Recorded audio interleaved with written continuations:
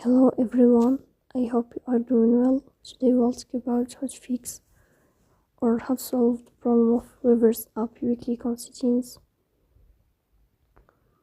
Here we click on apps, default apps, app settings. On above here we search about Weverse and we click. Then we click on first stop and we click OK.